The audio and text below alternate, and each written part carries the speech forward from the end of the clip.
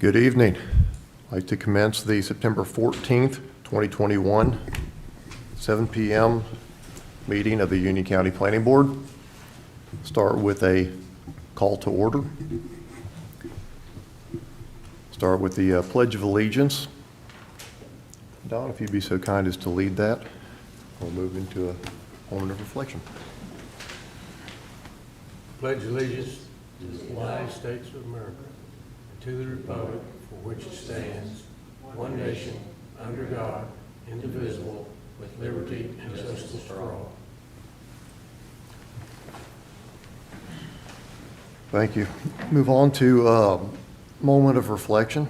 Please take a moment as you see fit. Just reflect.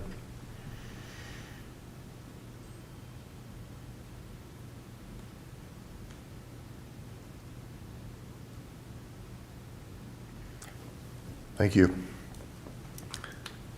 Next item's going to be the swearing in of full-time board member Robert McNally, as well as the oath of office and swearing in for Pam Duda, who will be serving as an alternate.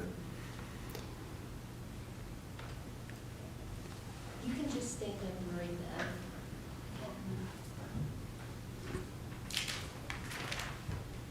I, Robert McNally, do solemnly swear that I will support and maintain the Constitution and laws of the United States and the Constitution and laws of North Carolina, not inconsistent therewith, and that I will faithfully discharge the duties of my office as a member of the Union County Planning Board, so help me God.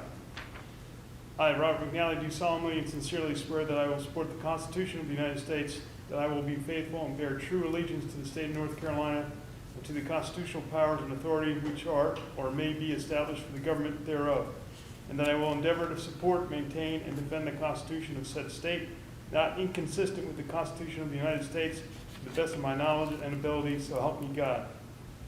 I, Robert McNally, do swear that I will and truly execute the duties of the office of a member of the Union County Planning Board according to the best of my skill and ability, according to law, so help me God. Thank you, Robert. Pam, do they have you squared away? I, Pam Duda, solemnly swear that I will support and maintain the Constitution and laws of the United States and the Constitution and laws of North Carolina, not inconsistent therewith, and that I will faithfully discharge the duties of my office as a member of the Union County Planning Board, so help me God. I, Pam Duda, do solemnly and sincerely swear that I will support the Constitution of the United States, that I will be faithful and bear true allegiance to the state of North Carolina and to the constitutional powers and authorities which or may be established for the government thereof, and that I will endeavor to support, maintain, and defend the Constitution of said state, not inconsistent with the Constitution of the United States, to the best of my knowledge and ability, so help me God. I, Pam Duda, do swear that I will well and truly execute the duties of the office of a member of the Union County Planning Board according to the best of my skill and ability, according to law, so help me God. Thank you. And for anyone that may be listening, Robert has served for, 2 years now as an alternate? About that, yeah. And so we welcome him as a full member now. And Pam will be joining us for the first time. Yes, sir. So welcome. Thank you. The next item, number 2, is to establish the voting members. And when we get into item number 3, additions and deletions of the agenda, there'll be more on that. But as the official terms currently stand, since we have 2 members not in attendance, then I move that Pam will be a full member for this evening's discussions and debates. I'll second it. All in favor? Thank you. So we'll have 6 voting members this evening. Brings it to item 3, additions or deletions to the agenda. I would like to propose 3A, which is a rule clarification for alternates. As I had mentioned to Robert prior to the meeting, my understanding was that we always had a rule that if there was an even number of board members because of the absence of one or more people, that we would designate an alternate to fill their spot to bring it to an odd number. That way we wouldn't have any ties or split decisions. The only exception to that being if 3 board members were present and there was an alternate available to make a quorum of 4. But reviewing the rules, I noticed that was not the case, and I don't want anyone to feel as though we are showing favorites or treating anyone fairly, so I wanted to make that rule clarification. So that would be my proposal, and at this time I'd like to open the floor for discussion.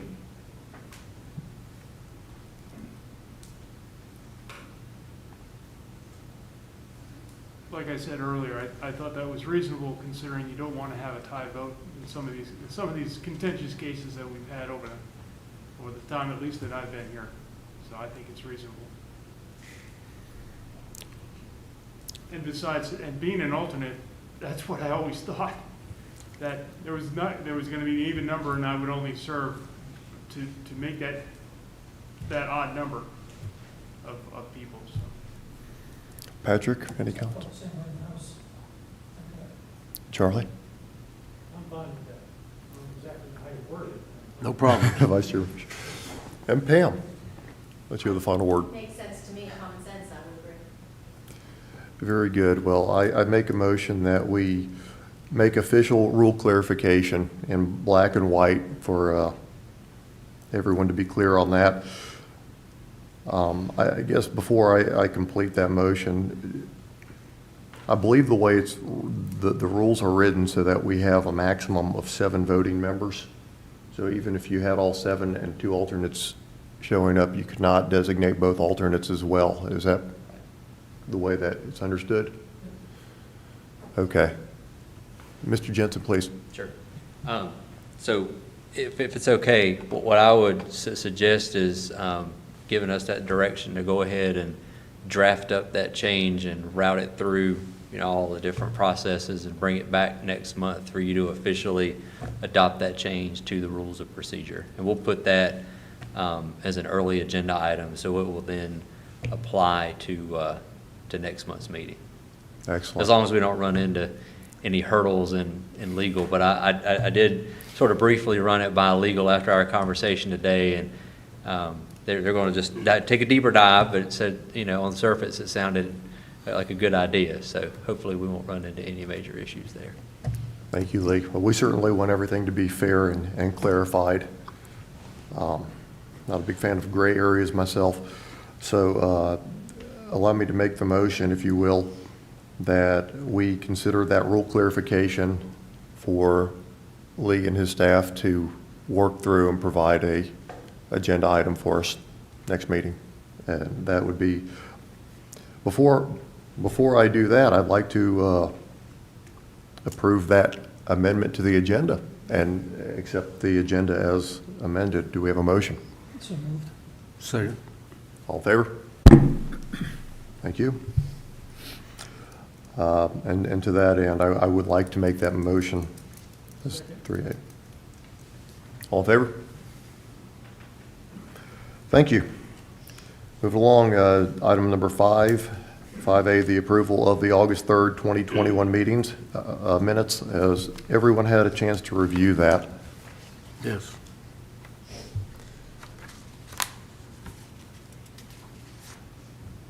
Mr. Chair, I make a motion that we accept the minutes as prepared and presented in our packet here. All right, do we have a second? Mr. Harrison? All in favor? Very good.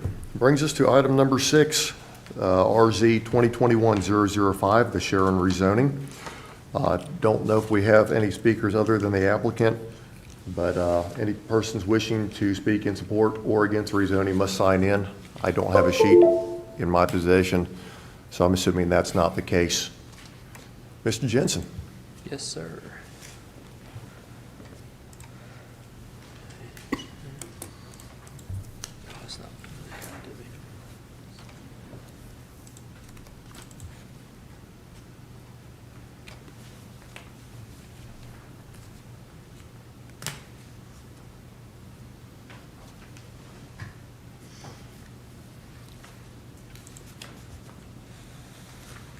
Okay, thank you. This is a rezoning request, and this is a little bit different. Again, you see the case number there, RZ 2021-005, Sharon rezoning. And there are no conditions associated with this rezoning request because it's not a conditional rezoning. This was submitted as what we call a straight rezoning. So they're asking to change from one district to another.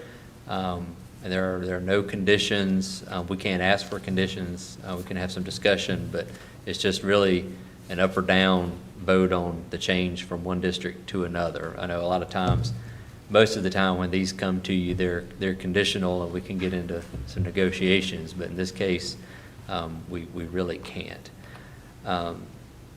Existing conditions on the site, again, you can see standing in the street looking, this is the picture of the property on the left. There's another house across south of the property, and then east and west. You can see this is a fairly typical.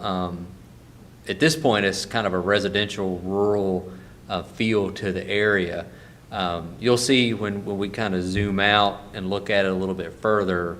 Once you kind of get out of this general area, it's not necessarily the case. There's some industrial and commercial development that's pretty close by, but general close-in view of the area, it's fairly rural and has a residential feel.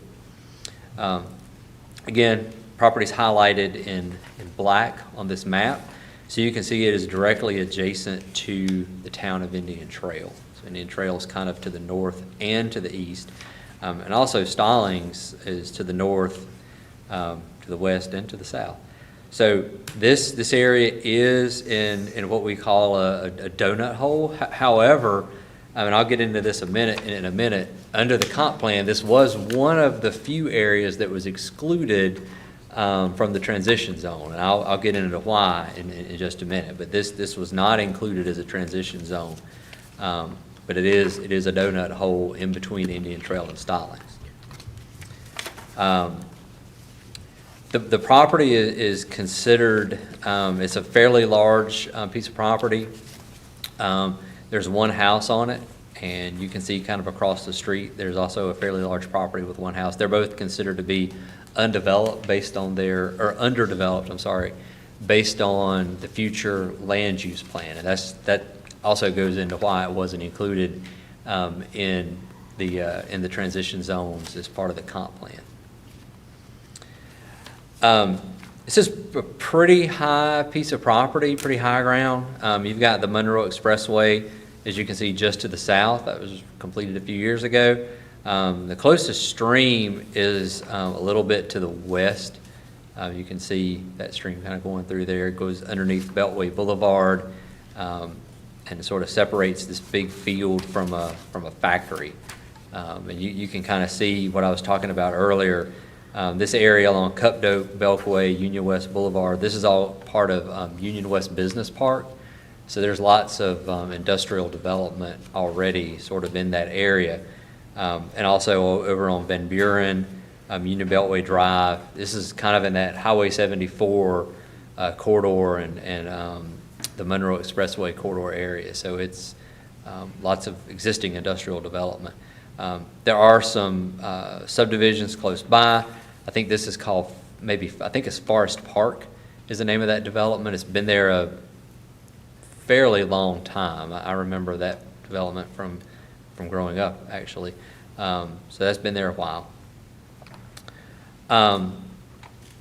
So as far as utilities go, Union County at this point cannot commit to the availability of sewer capacity to the site. Again, you're all aware of the various issues that are going on with the sewer in Union County. The board at the last meeting did lift that 95% cap. However, that doesn't necessarily mean that sewer is available. So they can't commit at this point to serving, although I don't think that the applicant in this case is asking to connect to sewer. But we always ask on rezonings if they can. Sewer capacity, again, water and sewer are close by, so it is, I know that's kind of weird the way that's worded. They can't commit to serve it, but it is available, means it's close to the site. Again, sewer capacity may not exist to be able to serve it. And, you know, any improvements will be at the developer's expense. However, I don't think in this case that the applicant is asking to connect to any water and sewer or anything extra above and beyond what's already there. As you can see, the zoning looks kind of like it's a hodgepodge of different things on this map. This purple is a light industrial. So you've got some Indian Trail, some Union County that are light industrial in that area. You also have some general business, highway corridor, general retail type zoning, mainly along the corridor of Highway 74. And then you've got some residential zoning. So this orange is that's an R10 in Stallings. That's a 10,000 square foot lot size. So, you know, fairly dense development pattern there. And then the Union County portions you can see are in yellow, and they're R20. And that's also the sort of the SF1 category for Indian Trail. So that's a minimum of a half acre, 20,000 square foot lot sizes. Of course, this is probably the area where the biggest improvement in the past 20 years or so for Union County has taken place as far as transportation with the Monroe Expressway. We don't have, you know, new numbers yet from DOT. The ADT for 2019 along the expressway was about 16,000 vehicle trips per day. I know it's grown since then. We've just heard some sort of unofficial reports that it's increased above that 16.5. But that's sort of the official 2019 number. And then your 2019 number for Highway 74, Independence Boulevard at this location, which is what it's called, 60,000 vehicle trips per day. So it's high traffic count. And these are the future cross sections. I mean, really nothing's going to change. I mean, the Monroe Expressway, 4 to 6 lane corridor right now. There's no improvement slated for that. And then Independence Boulevard, they probably at some point, I think along this section, it does vary between 4 and 6 lanes already. So eventually that'll be fully 6 lanes. But there's no dollars associated with any of those improvements yet. This is the reason that this property was not included in the transition zone, because one of the things, or one of the items that the coordinating committee recommended and ultimately was approved by the Board of Commissioners was if a property was slated for future commercial or industrial development, it would not be included in a transition zone, only if it was for future residential. They wanted those residential projects to go to the towns that were adjacent to them, and for the towns to get to weigh in on those residential projects. The commercial projects and industrial especially, they wanted those projects to stay under the jurisdiction of the county. So that's why this area was not included as a transition zone, because as you can see, it falls under an employment center, and because of its proximity to the bypass, it's not directly under the employment corridor, but it is really close. So that's why this whole area is slated for future industrial development. Again, as far as the staff report and staff's recommendation, you know, the main negative is that you're going to continue residential uses in an area that's planned for future employment centers and industrial activity. However, just when we thought about it, we don't think that will affect really the long-term potential to develop that for employment uses. If you go from R20 to an RA20, if an industrial developer wants to come in there and buy that property, that one house is not going to deter them from buying that. Now, if a major subdivision was approved, and if you rezone this to like a R4 and did a pretty dense subdivision, that would be a deterrent. But in this case, we don't really see this proposal as being a major deterrent to future employment land uses. The land use is relatively consistent with general properties in the area. You've got some large lot, sort of rural feel property there, so it's consistent with that. And going from R20 to RA20, the permitted density really doesn't change. The main change is there are some types of mobile homes that would be allowed in, I think it's a Class B mobile home. It would be allowed by right in RA20 versus an R20, it would be a special use permit. And there's a handful of agricultural uses that, obviously, bona fide agricultural uses are exempt from county zoning. But if it's not on a bona fide farm, there are zoning rules that apply to it. And there's a handful of those that are allowed in RA20 that are not allowed in R20. And I'll let the applicant speak to this, but that is really the main issue behind this. But again, I don't want to go too far in that because this is a straight rezoning and we can't really talk about conditions. So our recommendation based on those criteria would be to approve it. I'll be happy to answer any questions. Thank you, Lee. Any questions from the board? Go back to the photograph there. Okay, on the back of the Oh, property. I'm sorry, to the aerial? Yeah, well, to the one that shows the colors, yellow and all that. Zoning map. There you go, right there. Okay. On the back of that property, there's a little, I don't know, looks like it's bordered three sides by the proposed property. Is that owned by the same property owner, or is that a different tract? You're talking about these pieces here? I'm talking about the yellow piece back behind. The yellow piece? Oh, right That one- there. That one right there, yes. That's a good question. I don't know, but we can certainly, it won't take me but a second to look that up. I don't believe it is, but So Good. Gentleman that on this one, probably know who his neighbor is. It's got some sort of something on it.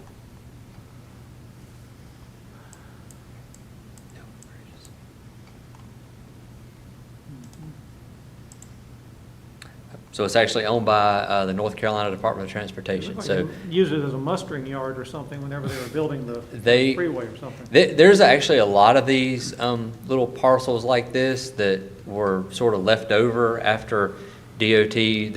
So it could have been that there was this property may have extended over here and DOT just condemned the whole thing.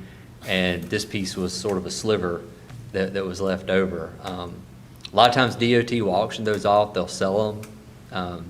Obviously, they haven't done that with this one yet, but we've seen that occasionally throughout the corridor. Mr. Fisher? Lee, is there any specifications on fence type for this land? No, sir. The only requirement we have on fences is just the general requirement in the ordinance that if a fence is over 6 feet tall and substantially opaque, then it has to meet the front setback requirement for a house in that district. So whatever the front setback is, in this case, it would be 40 feet, regardless of the zoning change, it would be 40 feet. Okay. But if it was just a split rail or a chain link fence, it could go right up to the property line. Do you know if this house is on septic? I believe it is, yes, sir. Well- I'll let the applicant answer that, yes. Okay. Well, the reason I've got a question on that is you say that there's no significant environmental features. 2 horses, a barn. The barn has to be mucked, most likely, once a day, possibly. where is all of that debris going to be stored? I would direct that question to the applicant. I think the applicant is gonna, Okay, that's talk, fine. so. I just didn't know if y'all had discussed this or No, not. sir. No, sir. Okay. And I believe that's all I've got for you, Lee. Thank you. Okay, you're welcome. Any further questions for Lee, Mr. McNally? Can you tell me what the limit for livestock on the RA 40 is? Sure. In all zoning districts, regardless of 40, 20, whatever, it's, the only restriction we really have is for horses. So you can have 1 horse per acre. And a caveat to that is just because you have 43,560 square feet doesn't mean you can have a horse. Because you have to take out the area of your house. So if you've got exactly an acre with a house on it, you really aren't going to qualify. So you've got to have an acre of usable property to have a horse. Now, for any other types of animals, you know, cows, chickens, goats, there's no acreage standard that the county has. The only other restriction that we have is for an enclosure that may house an animal, and this applies to any animal, so horses, cows, chickens. If it's not on a bona fide farm, a structure that houses any of those animals has to be set back at least 150 feet off all property lines. Is this garage that distance, do you know? I do not. Wonder if there's a measuring tool on there. There it is. Where's the photograph? Yeah, we're going to jump on there real quick. It looks like it is. Maybe not.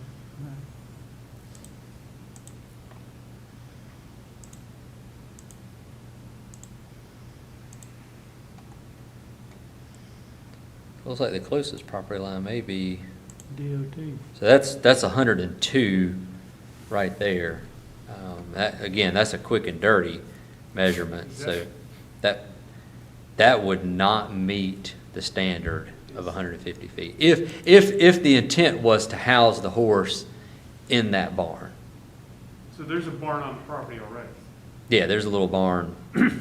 Based on the 2019 aerial, there's a barn, so I'm sort of circling it right now.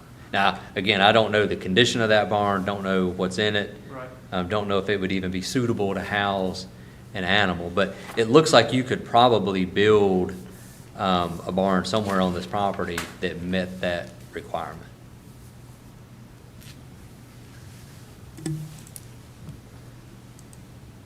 Okay, 62 feet, you don't even do it. so in the application, it said he wanted to update the garage to a barn. And that would be to the house. Where those, Yeah, so again, since this was a straight rezoning, we couldn't get into a lot of those questions of the applicant because it wasn't conditional. If the board approved the rezoning and the applicant tried to obtain a building permit to build a structure to house the animal, we would have to make sure that at that point it did in fact meet all those setback requirements. So the applicant would have to provide us a survey showing that it met those 150-foot setbacks. If it was a new structure, they would have to go through the environmental health office to make sure it wasn't, on top of the septic system and that it was spaced far enough away. So there's rules in place for how you go about doing those. and that's good. Yeah. But his application specifically said he's gonna take the garage from the house and convert that into a barn.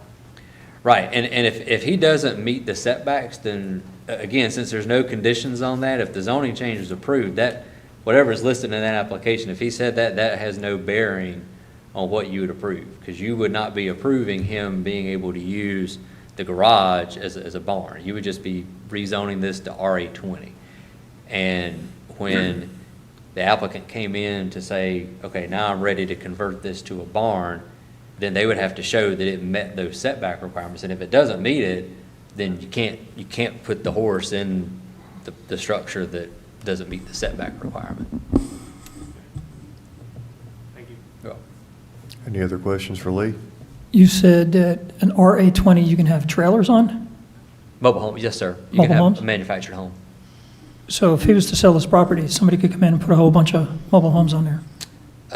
Yes, yeah, they could, they have to subdivide the property. I mean, it's not, so it wouldn't allow a mobile home park, but I mean, they could certainly divide the property into, you know, assuming they could get a well and septic system on a half-acre lot, or even an acre lot, they could go in there and subdivide it and put mobile homes on it. As long as it was, I think it was a Class B. I think a Class C may still require a special use permit. But regardless, yes, to answer your question, mobile homes are allowed by right in RA20. Okay. And there would be no further planning board review. So if it was rezoned to RA20 and, you know, if somebody bought it and wanted to subdivide this into, you know, half-acre or acre lots and build streets and put, you know, mobile homes on those lots, they could do that by right. They wouldn't have to come back to the planning board to go through any kind of review. What is a Class B mobile home, Lee?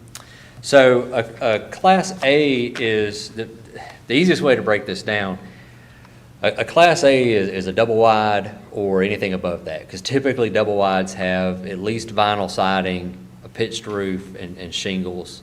A Class B is really a single wide that has that same exterior makeup. So usually at least vinyl siding, a pitched roof, and shingles. A Class C are they're metal on metal, so you don't see a lot of them anymore, but we see quite a bit. So it's metal sided, metal roof. There's not a lot of pitch to it. Sometimes they're even flat. I lived in one, I know what you're talking about. Yeah, exactly. Class A's and B's have to have a masonry skirt. Yeah. they have Class C's. Architectural feature. Class C's are just required to have a vinyl skirt. Right. Any further questions for Lee? Thank you, Lee. At this You're welcome. time, I'd like to call the applicant. Forgive me, I'm terrible with names. This is Pankaj Kumar Verma. Yes, thank you. Before I move on, I do want to share, there is no one here, but I always share these with the board, and I almost forgot. We did receive one letter in opposition to the rezoning. Bjorn talked to, this is a lady that lives across the street. Bjorn did speak with her and tell her, you know, that this would be going to the planning board. Got both notices. There's no one here, but I always share letters that we get in opposition, so I didn't want to forget about that. Thank you. You're welcome. Mr. Verma, Yes, sir. please, Thank you. Good evening, everyone. So, I would like to convert that property to have a couple of horses and a cow. And this will not be like a commercialization or anything. I love it, those animals. That's why I wanted to do that. So if you have any questions and about anything. Vice Chairman Fish, I believe you had a question for him. Oh, yes, I do. I'm very concerned about if a horse escaped or if the cow escaped by some unfortunate happening. I feel like we need to know what type of fence you're going to use. Are you going to use barbed wire with the posts so many feet apart for the cow? Are you going to do like what a lot of horse farms do? They board, it's a wood board that goes across the fence so many feet between the post, so high, so many boards down, and all. The other thing I'd like to know is, I'm very concerned about what the lady had to say about the smell. I call them environmental feature. What are you going to do with all the manure from a horse? How are you going to get rid of it? Yes. So the first question, I think, about the fence. Don't take me wrong, you need to speak up because I can barely hear you. I'm sorry, yeah, the mask Yeah, or, thank All you. right. they Thank kind you, of I block your appreciate you voice. It's better? Yes, sir, Okay. thank you. Thank you. So first question is about the fence, and I want to put the fence about the barber fence, and the Department of Transportation has the fence behind the property, where we have this a smaller piece there. So it's there, it's about 6 feet. So I want to put the similar fence around it, so they cannot jump on it or, go anywhere. So that's the first one. The second question about the manure. For the manure, I think people comes and pick it up sometime, and because they use in fertilizer, in a farming or some kind of stuff. So I think we can put them there, and we can make sure it's not environmentally getting any problem anywhere. Well, 2 horses will develop a lot of manure. Yeah. And you take it out either with a wheelbarrow, Right, or you have a small cart that's 2 handles with 2 wheels on it. right, Take it out like that, and you dump it, right, okay, and it becomes a stack. right. It keeps going up and up Yeah. and up and up. Yeah, we have to clean it up those things, And every that can year. be a real Right, odor distributor. right. We'll make sure that part. It has to be cleaned. Okay. The other question I had, your own septic in your own well, right? Yes, sir. Okay. How are you going to water the cow and the 2 horses? Because they will drink a lot. So And you can't run a hose to it. You can't keep up it with the hose. Right, You've got to have a float and all that. right. So how you going to do all this out of one well and maintain the house? Yeah, I think then in this case, I may need another well and I may need another permit for it, if that county allows for that. So I can have the separate for them, so they can have water and everything.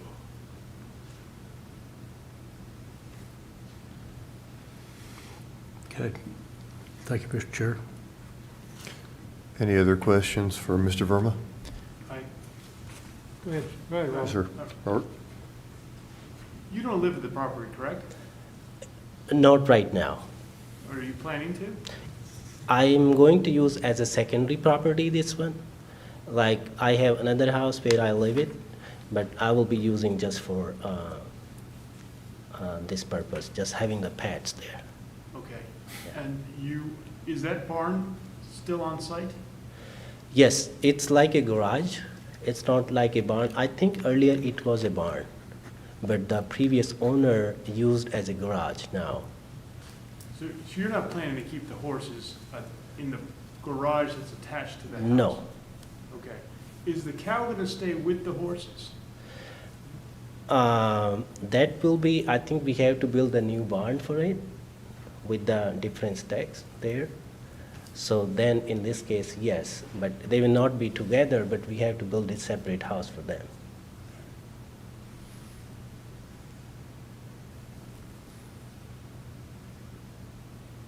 That's all I have. Thank you, John. Thank you, Robert. Yes, Charlie? sir. Mr. Purvis, of the 3.73 acres that you got, how much of that were you going to fence in? How much of that was going to be the pasture? I'm going to fence around it, all the property first, and then I think whatever the house side is about an acre, I'll keep for the house and fence everywhere.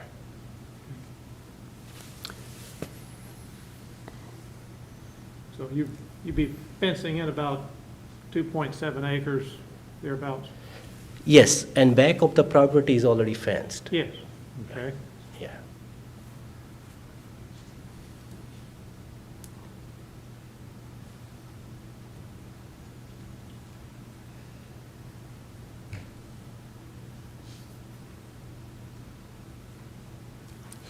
Mrs. Duda? So as far as the food plot is concerned, how how are you going to provide a food plot for 2 horses and a cow? Because normally when you combine them collectively, you normally need an acre per animal in order to get a proper amount of food plot. So can you help me understand how the feeding and even the sheltering of these animals will be, you know, to ensure that they'll get enough food? Right. Because right now, it doesn't look as though, and I don't know if it's a grass that you have in the back, but Yes. I don't know if that's going to be enough to sustain them. Are Right. you going to, you know, feed them hay, grain, how are they going to fed? Yes, and right now, all the property has the grass as of now, except the house. But I have a plan to store the hay for them. When we build the barn, we'll make sure we have something to store there for them in emergency use. And I saw my neighbor on my front side, he has a 17 point some acre land. And he produced those hays and everything. And we can talk to him, you know, make sure he can provide us, or we can buy from somewhere else, so it's not a problem. Thank you. Any further questions?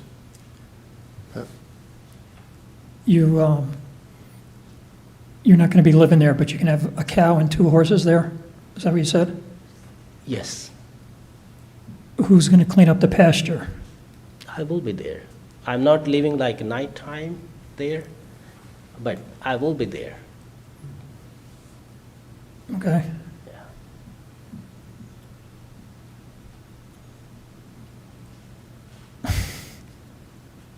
That's it. That's all I have right now.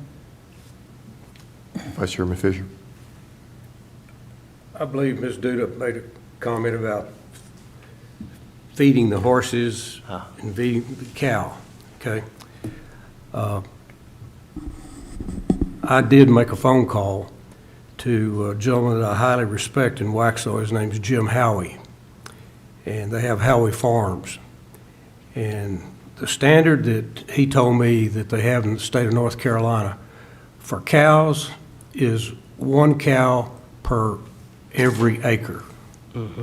So I really question, based on what you said, the way you were going to fence it, whether you're going to have that to where that cow can exist, plus supplement feed. The other thing I'm concerned about is not knowing what kind of horses you're going to have, which is your business, not knowing what kind of cow you're going to have, but cows can get diseases, horses can get diseases, and you don't want to commingle them. So have you thought about how you're going to prevent all this?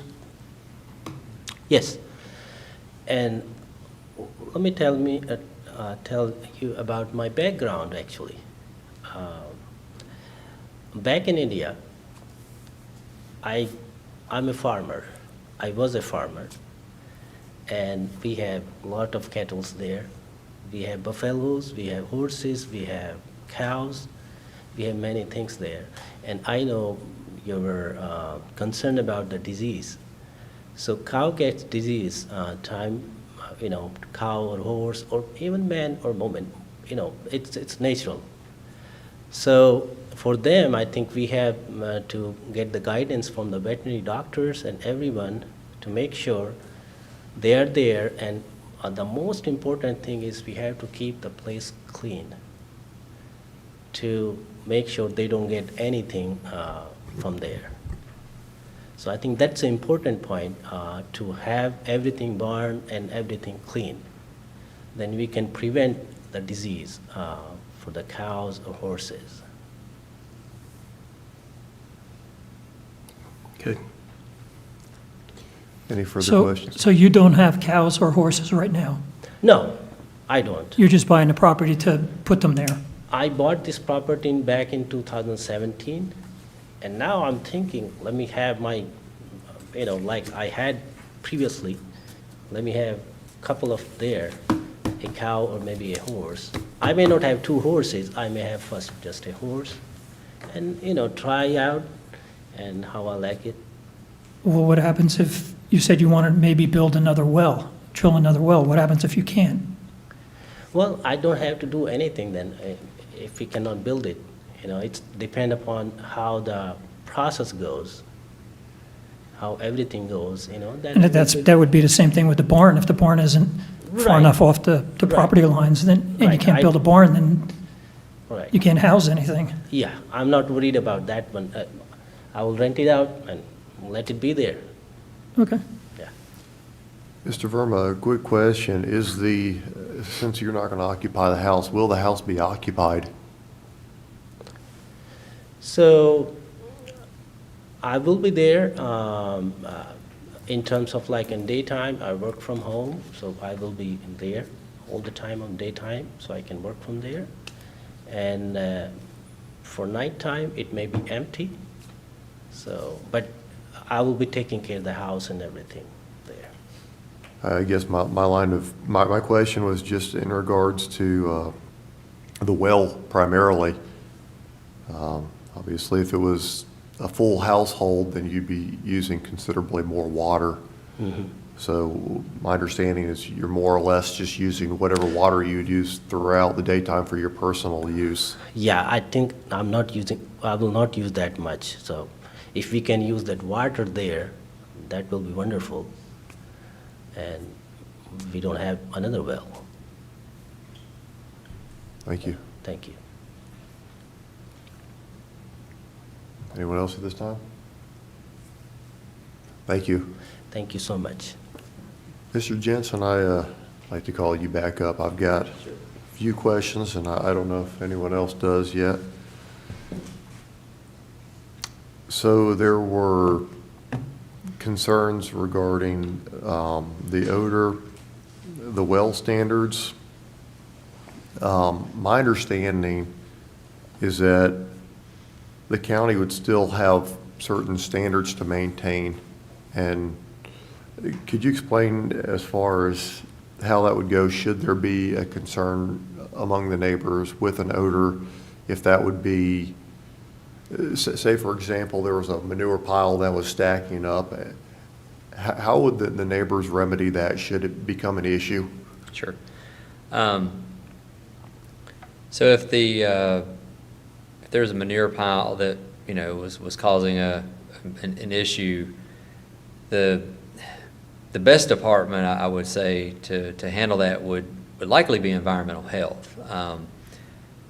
There's not a lot that they can do about just a bad odor. However, manure, if it's not, you know, tended to and it's running off and it's close to a neighbor's well, you know, their water source, then, you know, there could be an issue there. So, you know, environmental health would have to go out and do an investigation and determine, you know, is it impacting this person's well? And if it is, then, you know, there's remedies that environmental health could lay down, basically remove the manure.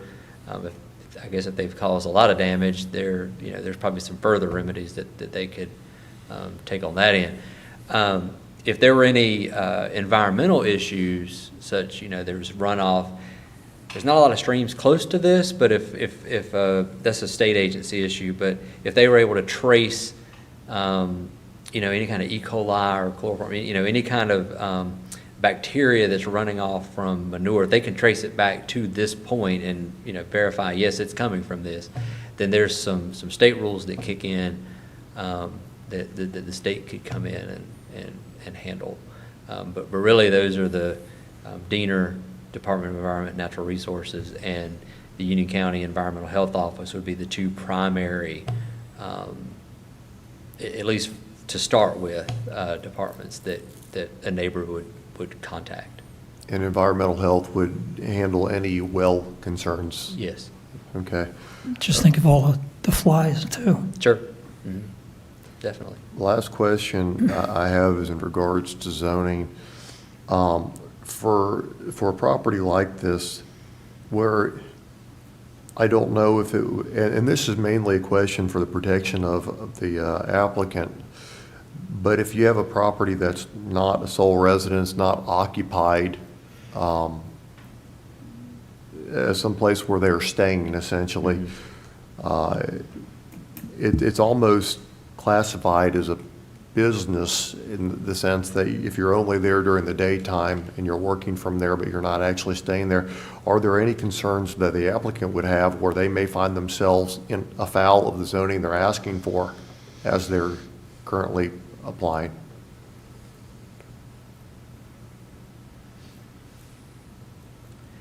Just on the surface, I don't think so, but I could see where that is a slippery slope to where, I don't know the nature of the business, but I could see somebody starting out that way, hiring some employees. Now the employees are coming to that location. Maybe there's some equipment that starts to be stored there. I could see a slippery slope moving in that direction. And again, Based on what I heard described, I don't necessarily think that there would be necessarily a zoning issue with that. But again, I've seen it before. I've seen that progression. Yeah, and that's not my concern. I guess my bigger concern is I don't want the applicant to get a false sense of Sure. what this entails. Yeah. And find out that they're afoul of their own zoning Right. later. Right. Based on what I heard, I don't think that would run afoul of any current zoning standards. But again, it's RA20, so you're not getting any commercial uses out of this. This is, strictly a house and some cows. And honestly, any other of the uses that are allowed in an RA20, since this is not a conditional rezoning. So your point about the mobile homes, you could do that. What if he hired people to take care of the cows and the horses, though? If they're just coming in to take care of the cows and the horses that are on the property, they could do that, that's fine. But, again, there is a gray area that, eventually, our staff, we talk about this a lot. Zoning is, many times, there's a lot of gray to it. And, at some point, if things change based on what's happening there today, if they change and something else, starts, or, there's people on the property that are working, out of the property, then we have to go out and do an investigation and determine, okay, well, this new activity that's taking place, does that violate the ordinance? So, After a rezoning, does anybody ever really go out and check? I'm sorry? After a rezoning, does anyone really go out and check to see what's going on? We do. After a rezoning, of course, most rezonings are conditional and they're associated with some kind of project. So there's always inspections that take place on those. On something like this, we do kind of monitor it for a few months. And then it really, we ramp down that monitoring as long as we don't see anything that, causes us any concern. And then eventually, it kind of falls off the radar. We don't really monitor those anymore. At that point, we just act on a complaint basis. Yes, Is there a sir. limit to how many animals can be put on a piece of property like this, once They you don't- get it zoned? No, the only requirement that the county has is for horses. So you have 1 horse per acre excluding the home site. But as far as cows, chickens, no, we don't have any rules on that. Any further questions for Lee? Thank you, Lee. You're welcome. All right, this time I would open up to public comment. Since there is no one signed up for public comment, I'd like to close public comment. And then we go to board discussion.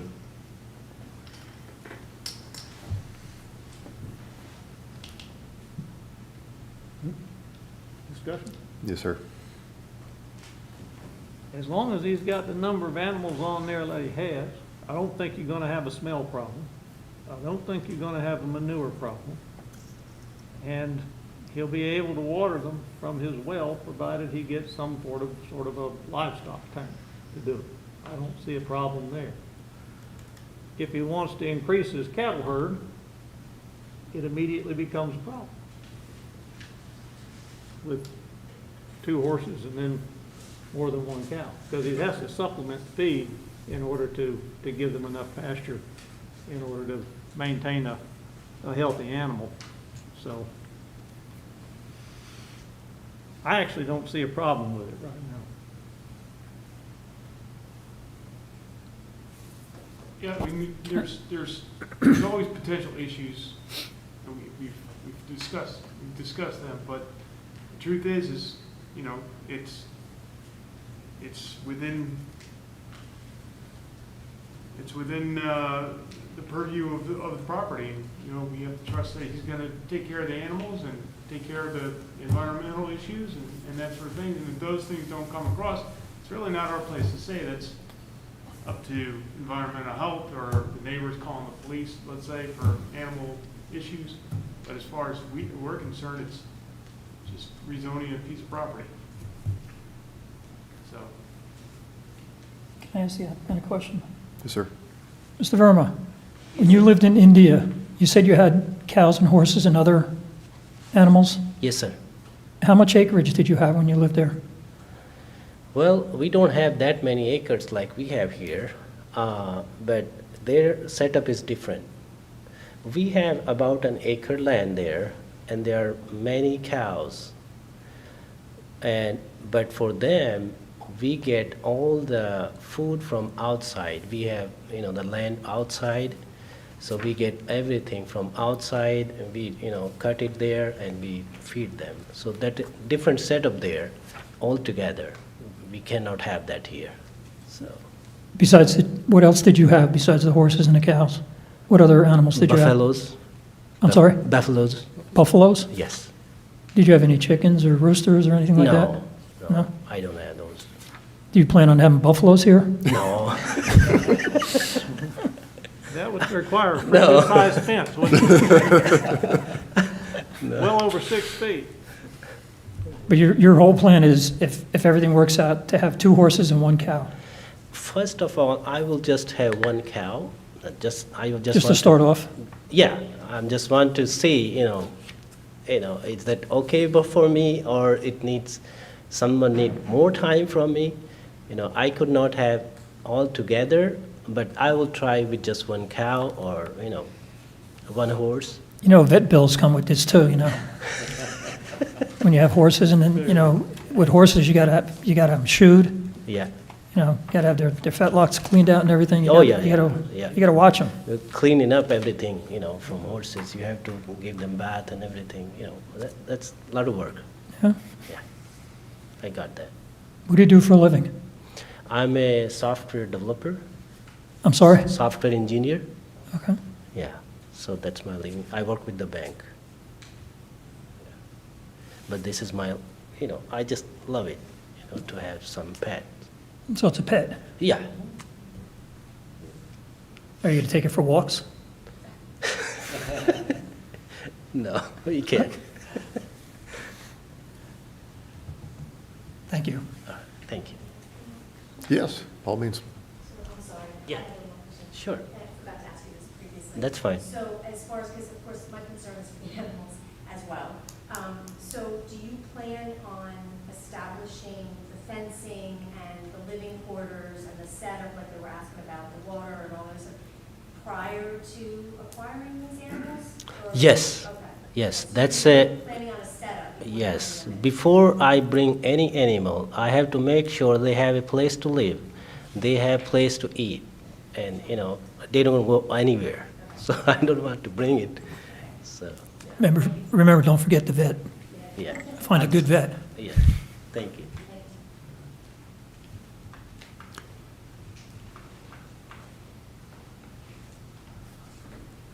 The way I'm looking at it, Mr. Verma obviously has the background. I feel like he's not going into this blind. For something like this, I have to defer to the expertise of the board members in agriculture.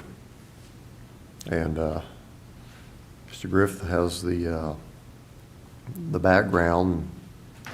I'd be inclined to agree. I think Mr. Furman's gonna find out his property's not deep enough to get this barn in there. I'm afraid so. I don't know whether you measured it from front to back, but I don't think you're gonna get the 150 feet off of all the property lines. Yes, and that's all will be the part of process. If that works, that's fine. Not works, that I'm fine too. Well, it seems unusual to rezone something where physically it's just not gonna work unless you get purchase So- some of that land from DOT. I think there is a place where we can have that, we can build it, I think 150 feet. From that side, 150, that side, I think it's close to that garage. I think there is a place. That should be okay. Any further discussion, or do we have a motion? Keep in mind, this is a straight rezoning, so there's no conditions. Is there Vice? Mr. Chair, Mr. Varma, I'd make a recommendation Yes, sir. to you. I'm not a professional agriculture guy, although my dad and I did raise registered polled Hereford cattle down in Texas. I was part of the business for about 9 years, right out of Austin. If this does pass and you go to the board, I highly recommend that you, as they say, have your ducks in a row, Yes. from the standpoint that you've got a map showing where a fence is going to be built. The cow's going to go over here, the horse is going to go over here, here's where the well is, here's where I'm going to put a, you see what I'm talking about? It's like, Yes, sir. almost like an architecture plan. Yes, Okay? yes, Because that's the way you need to look at that. yes, I mean, anybody can go out and buy a horse and call them a horse rancher. A yes, cow the same way. right, But I just know that we've got some very dedicated agriculture people as commissioners, and like Charlie, and I think you'll have it a better time getting it past them, okay, much smoother than maybe the questions tonight. I didn't anticipate this to last that long, to be honest with you, but I've enjoyed it very, very much. So that's all I want to say. Thank you. Thank you. thank you. Pardon?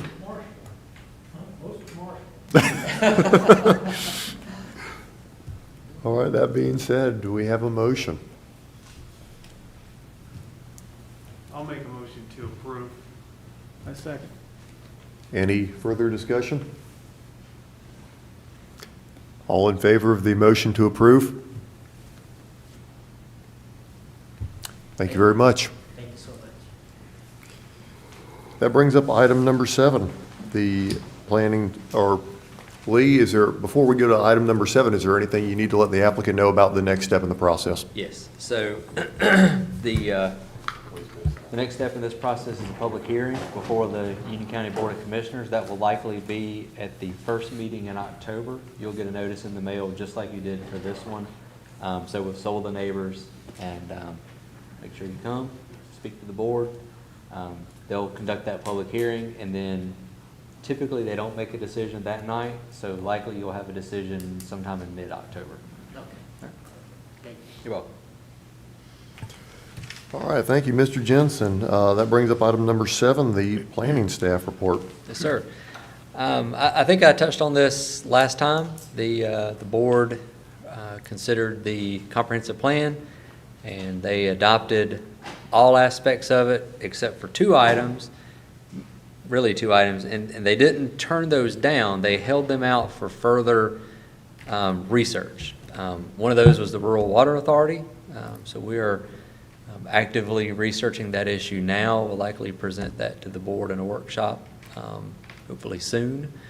And then the other issue that they held out on was the idea to rezonings on a corridor that had a funded road project, and denying those until that road project is complete. The board actually had the same ideas that both the coordinating committee and the planning board did. Is that they liked the idea, however, they only wanted that to apply to residential. And, yeah, I believe we asked that question. You did. But we understood that we weren't within our rights to differentiate. Right, and that's, the coordinating committee actually had the same concerns as well, and they brought that aspect up. So they kicked that over. I did explain that to the board during my presentation. They did want legal staff to really dive into that issue and research it a little bit more. So that's what they're doing on that. And I explained to the board that when they pulled that item, that this was something that both the coordinating committee and the planning board both also brought up. So they were aware that that was something that both of those board and committee were also wanted. So those two items will be going back to the board at a later date. We haven't had any rezonings come to the board since the last one that the board approved, so. Is that a function of no sewer? Well, believe it or not, our activity inside our office hasn't really slowed down. We're still getting new development proposals all the time. It seems like, in fact, we processed 2 sketch plan applications today for new projects that are going to be on county water and sewer, but there's no availability. So that part of it hasn't seemed to slow down. Of course, the developers understand that this project's not going to go anywhere because you don't have any sewer. But they're still doing things. They're just not asking for rezonings. Most of them are trying to do this stuff by right, based on whatever the current zoning is. Towns, a lot of the towns are still processing rezoning applications. So I know Indian Trail and Stallings are both moving forward with things. So I certainly hope they're disclosing that there's no sewer available. well, a lot of those sketch plans, even if a project is not in our unincorporated jurisdiction, we still touch it because it's still, our office is the intake for all plans, regardless of what jurisdiction they're in. So we're still touching it, and we still see the amount of development applications that come through every municipality. So they know from our end that there's no sewer. But as far as plan goes, we hope to present those items to the board pretty soon and to close that out. We've set up a process to populate, some of the items that were approved required some committees to talk about some various things. We have the litter task force, so that task force has to be populated. And we have some text amendments that were the result, are going to be the result of some of the strategies that were in the plan. And we're not going to do those text amendments in the dark. We're going to get committees to talk about those. We're going to have a broad swath of residents, developers, people in environmental groups. We're going to let everybody talk about those things and ultimately have a proposal that's going to come actually to this board first to provide a recommendation to the Board of County Commissioners. So we've got a process outlined for how we think those boards should be populated, but we're going to likely take that to the Board of Commissioners as well and let them weigh in on it. Have you heard anything from DOT? On what? Any of those projects? Any of the projects? No. I have not, unfortunately. We are just as eager to get some of those projects moving as you are. Very good. That's all I have. Thank you, Lee. You're welcome.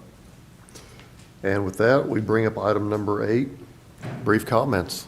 This time, I'd like to give everyone a chance to speak and make any comments they'd like.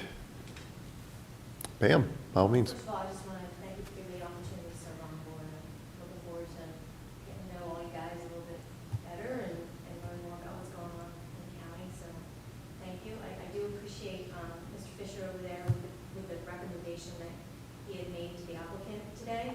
I think that's very smart, that you should have a plan mapping out, especially caring for animals. So thank you for making that comment. Mr. Fisher brings a lot of experience to this board. He was our previous chair and a mentor for me. So it's not shocking that he would bring something valuable like that to the table. Thank you for your service. Pat? I didn't know you were a rancher in Texas. Do what? I didn't know you were a rancher in Texas. I'll tell you what, the highlight of it was when my dad took my mom and myself, and at the time, I was divorced, but took my future fiance down to Alabama, and we went to, you've heard of the band Alabama? We went to their ranch. There were people as far away as Canada came down for that. They sold semen for $50,000, $100,000, $200,000 a straw. I mean, my dad said, you sit there and don't you dare touch anything. Keep your hands in your pockets and all. And it was the most amazing cattle sale I ever went to. But that's a skeleton in my closet. Thanks for the comment. Charlie? Not too bad. I worked where my grandfather's mule barns used to be. Our place of business is right where the mule barns used to be. So I'm the fourth generation on that piece of dirt. Wow. I'm the only generation that has never owned a hoofed animal. So, but my sister had some pets like that, like this guy was talking about. My sister had pets like that Well, behind her house. So does that make you a fourth generation mule? No, I don't know how to put the harness on you. My grandfather would think that meant I was supposed to be a good fellow. He might be right. Charlie, I will tell you, there's a point, just another point of trivia. We have a gentleman in Waxhaw whose granddaddy, or great-granddaddy, had a mule barn, and he has taken, it's taken him 4 years, he's restored that barn fully. I mean, it's the most amazing restoration job I've ever seen on an old barn. And he's got businesses inside of that. It's behind Churchill Real Estate Office.